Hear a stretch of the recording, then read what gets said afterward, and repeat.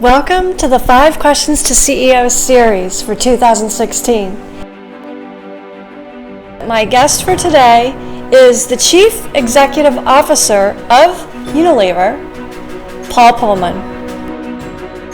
I could name 400 brands that Unilever owns, including Dove, Axe, Tresemme. Paul Polman is known for launching the Sustainable Living Plan at Unilever and bringing sustainability into a broader audience and allowing the world to experience all the benefits of it.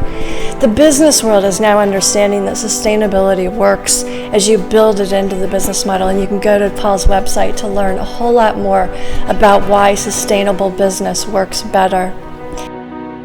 Now, Paul is a really dynamic CEO who has a lot of interests ranging from mountain climbing to antique car racing. I worked in global executive search and executive coaching now for many, many years. I love reading biographies. I love interviewing people on camera. He is one of my favorite CEOs in the entire world. And today I have 5 questions for Paul Polman. I'm really excited to be here today.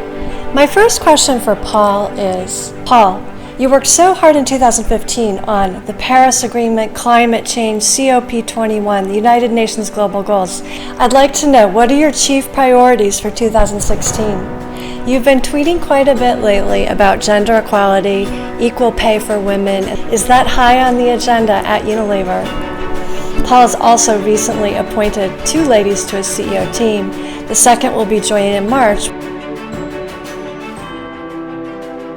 Really excited to see this, and I would offer to work with Paul and Lena on new projects going forward in the executive coaching or creative realms. Question number 2 is about Dove. Now, Dove is an amazing brand. I've suggested you might want to change the advertising campaign to incorporate other qualities beyond beauty, and I'm wondering if you've given some thought to that. What do you have next in store for an amazing Dove campaign? Will we be seeing a dynamic, interesting, creative ad at the level of the Axe ad, Make Love, Not War? I'd love to see something as magnificent invested in for the Dove brand. Can we expect to see an amazing creative ad for Dove? If Sir Martin needs a Chief Creative Officer for Dove, please let me know. Question number 3 is about Davos. Now, Paul has actually been a co-chair of the World Economic Forum back in 2012. He attends every year and brings delegates to Davos. Question number 3 for Paul is, how many female delegates will Unilever be bringing in January to the World Economic Forum meeting?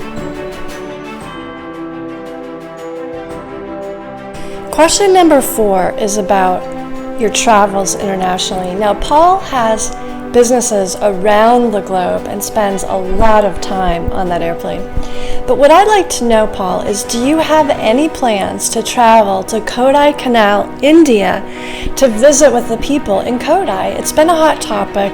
As some of you know, there have been a lot of people tweeting Paul about what's been going on in Kodai. Now, granted, it went on many years ago in the prior CEO's realm, but we would like to know what Paul has in mind for India and for Kodai in 2016. And question number 5 is a question that every CEO gets.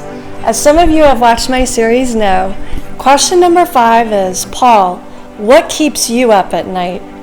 Is it the emerging markets, politics, business, quarterly reports, plotting your next adventure on a mountain climb? What is it that keeps you up at night?